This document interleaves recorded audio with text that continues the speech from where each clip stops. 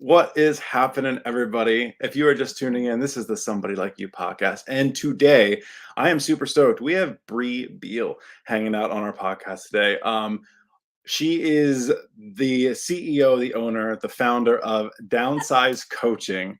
And she actually helps us learn how to declutter for our mental health and productivity, de-stress your life, all of these wonderful things. Bree, I'm so appreciative for you making time to be on the podcast. And I want to give you a couple minutes here. Tell us about yourself. Yeah, thanks, Ben. I'm super excited to be here as well. My name is Beil, and I'm a certified life coach and organizational specialist. And my mission really is to help people get the stress-free homes that they deserve. And on the surface, that sounds simple, but there are so many layers in order to get to that stress-free place.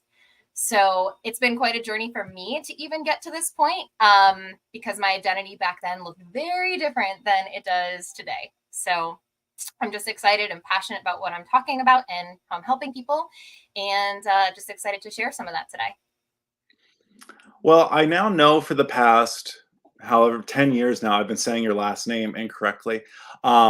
That's good to know.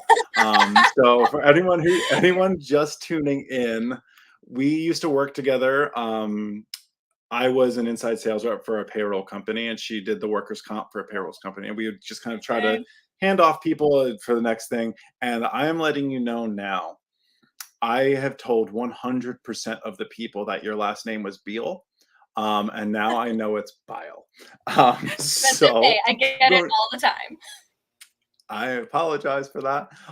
But Bree Beil, thank you for joining us. And I'm super curious.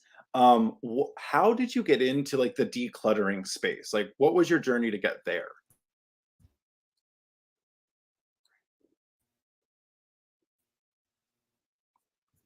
Yeah. So it took a little bit to get to this point. Um, when I graduated college from Penn State, I had a degree in advertising, and my goal at that point, pretty much as every college graduate is to climb the corporate ladder as fast as possible, make as much money as possible, so we can buy more things and gain more status. Does that kind of seem fair? Yes, absolutely. I can relate to I it. think there's a little bit of a lag, yeah. So There is a and I think lag. we actually had a few discussions back then. That's essentially, yeah. There's a lag. Um, but essentially that was my goal back then, and I had a great running career in kind of the corporate world, and I essentially let that take over my entire identity. My career was my identity, and that it was something that kind of took over my life for a long time.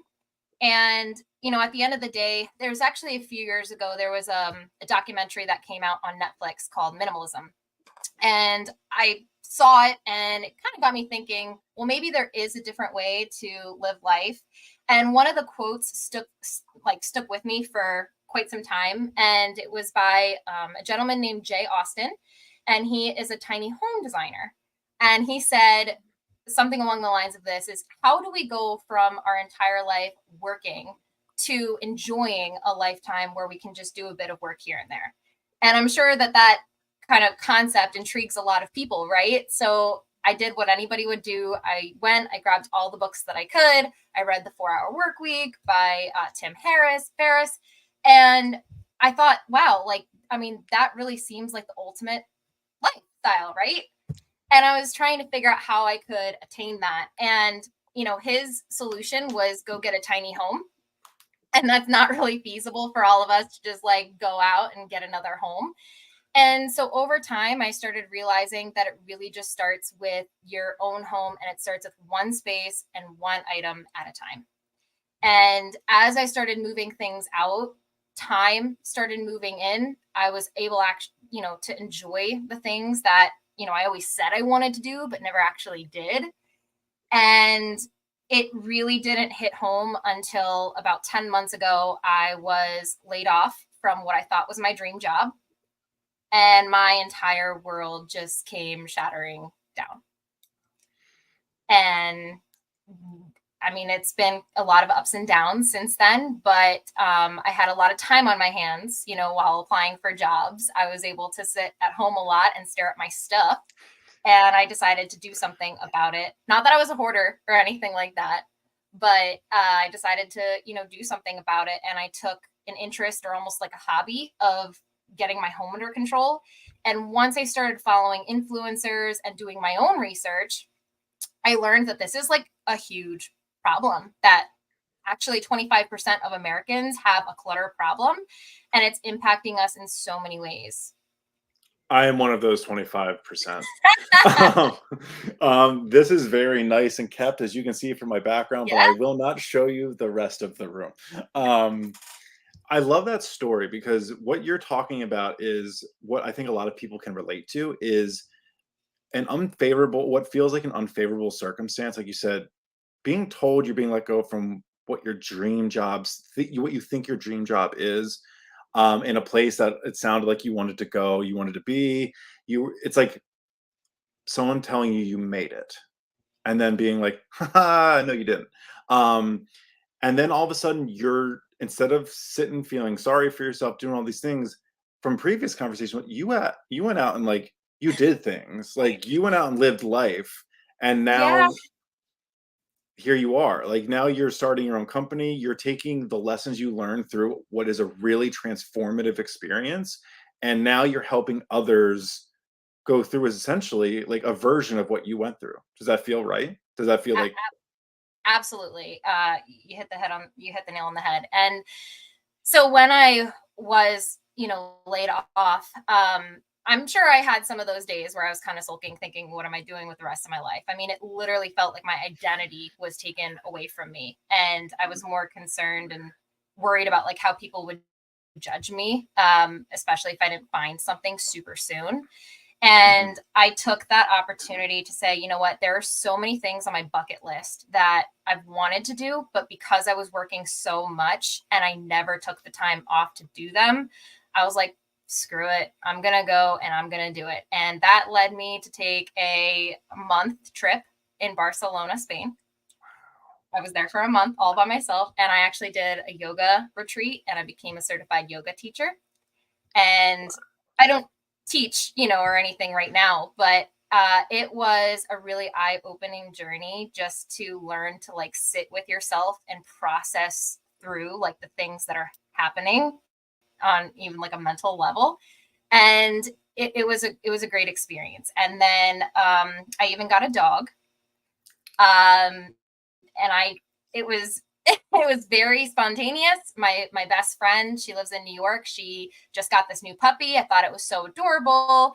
And on that weekend, I was heading up there to pick up the sibling dog that was available. So I got a dog, and just so many beautiful things have blossomed out of having that time to just kind of step back from what was my identity to figure out like basically who I was again. And also I went on a trip to Thailand for about 2.5 weeks and I took my mother with me. that's So awesome.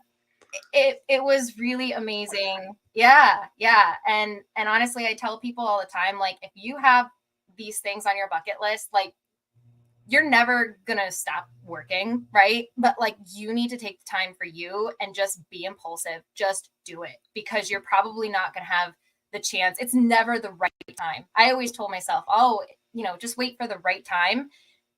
There is no good time. Sometimes if you want to make things happen, you just have to do it and don't worry about the consequence, just do it.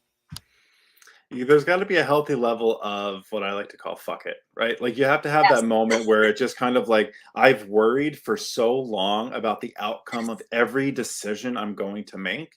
There's got to be that level of kind of I'm gonna land on my feet. Like whatever I do, I've landed on my feet 100% of the times. This time's no different. It just feels different. Yeah.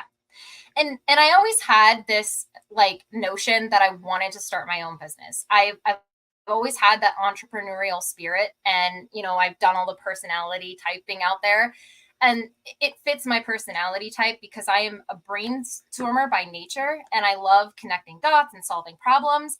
And when I started, taking care of my stuff in my home, I realized it's like the perfect blend of being able to coach, train, and educate people, which is really my passion and what I love to do, while also, handling not just the physical stuff, but really coaching through the emotional things that you're going through when you're letting things go, and break the patterns of why we do it in the first place. So it definitely was just an exciting moment when I kind of had that epiphany of like, oh, I want to be a life coach. And then when I was trying to find my niche, it just seemed natural to go into decluttering, because it's not something that's really talked about or relevant in today's society. It's buying the next best thing that's going to make us happier, give us status. It's just not something that's really talked about. There's no product on the market to help you get rid of stuff except for like dumpsters, right? um, and a lot of people think they have an organizational problem, but they have a stuff problem. If it's not as easy for you to take something out as it is to put it away, you have a stuff problem. So I It's so funny you talk about that because a part of my journey was moving. I moved around a lot. I went from Pennsylvania to Colorado to different parts of Pennsylvania to Florida to, like, I've moved all over the place. And I learned in that there's in each move I found something new about myself. There was connection to things, right? And they didn't have any particular meaning. It was just kind of like as I was moving and decluttering, essentially just yeah. I was moving out to Colorado in a 2004 Pontiac Grand Am, and that's all I was taking. So I had to get rid Right. of so much stuff, and you realize that's exactly what it is it's stuff. It's stuff that just builds up, Yes.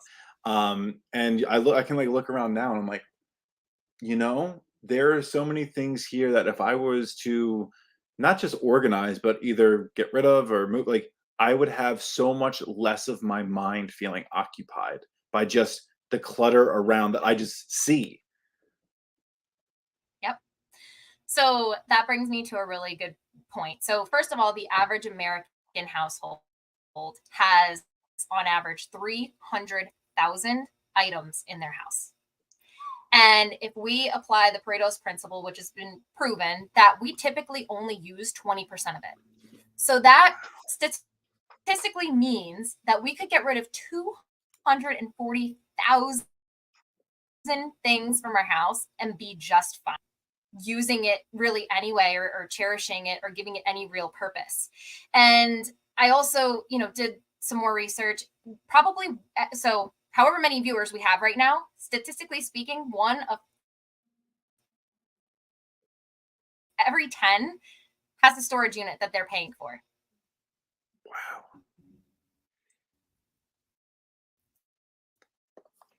So if they're paying for storage units, right? And even if you're not paying for a storage unit, you're paying to store your stuff. If you have a mortgage or rent on an apartment, you're paying for square footage at the end of the day. That that's what your monthly payment is going towards. And you're paying to store your stuff. So it's a stuff problem, not an organization or space problem. That's a large number. 300,000 things, or like, to think about having that much stuff, like, I just started thinking about it in my mind and how much, like, whether it be thoughts, whether it be anything, you want to lessen that load. You want to be able to think clearly, to live clearly. Um, and I just really like the way that you put it. It's not an organizational problem because you can organize thoughts, you can organize things, but that's not creating space. That's just organizing clutter, Stuff shuffling. stuff shuffling, and And that's stuff shuffling. wow. Yeah. And here's another really good way that I love this concept. It's by Fumio Sasaki, and it's called the silent to-do list. So every single item in your home is sending you a message. Okay. So just walk through this with me here. So your camera that we're recording on this right now, what message does it typically send you? Record something, right? Make a video. If you look at your vacuum cleaner, it's saying go vacuum. If you look at your treadmill that you bought, on Amazon Prime Day and it's sitting in the corner of your bedroom, it's saying use me, go run, right? I'm guilty because I bought one. Guess what? I don't use it. But the thing is that every single item is sending us a message, and it can either be a positive one that brings us joy, or it can be a negative message that's making you feel bad about yourself, about why you purchased it in the first place, wasting the money on it, and the fact that you're not even using it and it's just sitting there. It makes you feel like shit, right? Mm.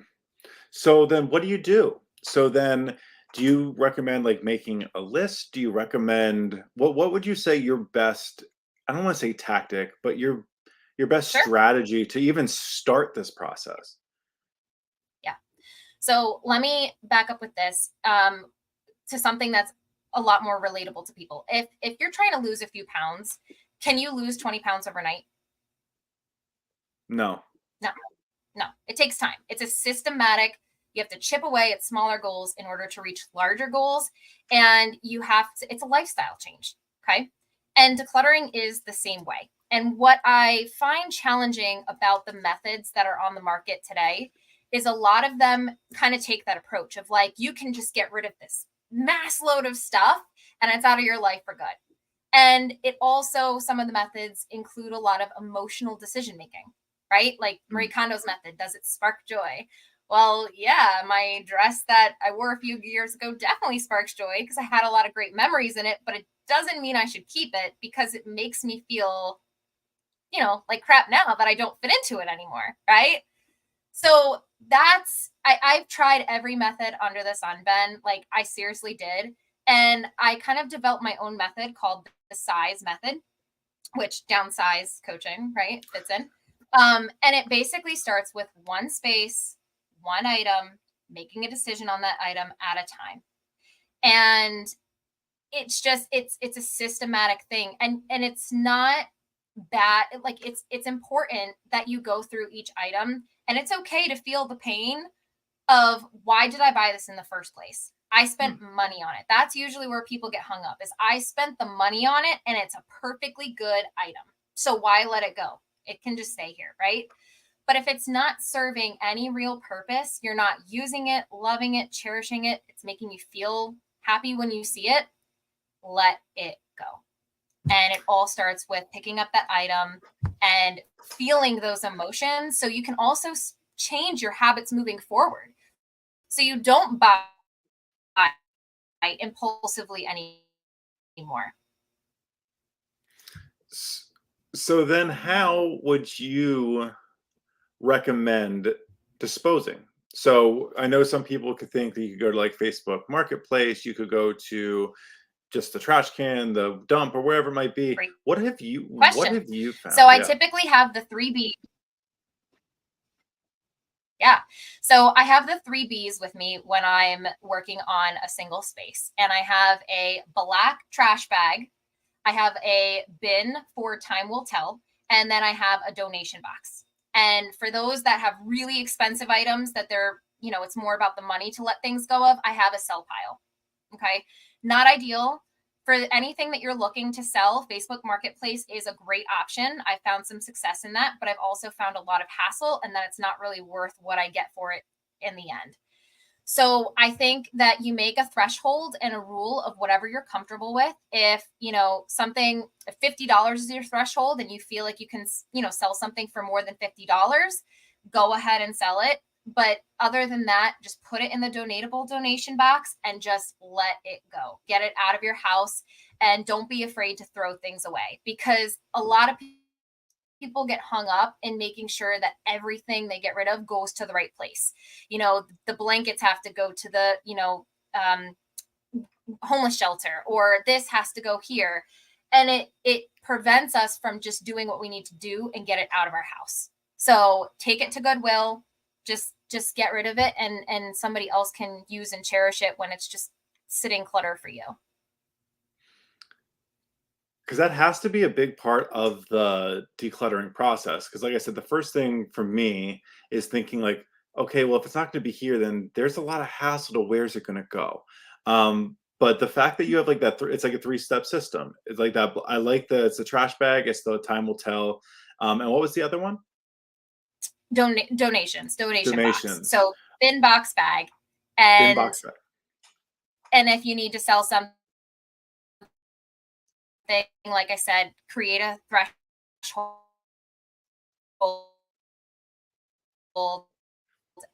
and then decide, you know, if it doesn't sell by a certain date, just donate it. Just let it go. Oh, And we're back. Okay, I I think I know, I lost you there for a apologize. minute. I don't know why we're But having so much if problems here.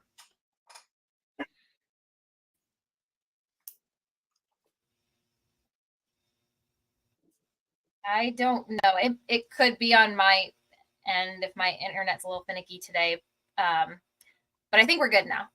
So if you have those three things with you, and and you have something like I said that you're really for you, or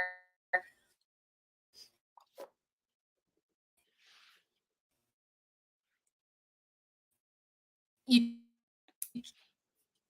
you're just not in a place to let it go, put it in a time will tell bin distance. And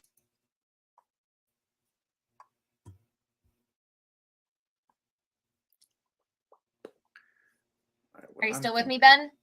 I am here. What I think is going to be a good idea here. Let's get this figured out, and if we There have to do this at another you are. time or something like that, I just feel bad that it's not working right now. So, to all the viewers or anybody who's jumping on here, I apologize for the connection issues. We will get that There, figured out. And Bree, just hang with me 1 second. I want to do this.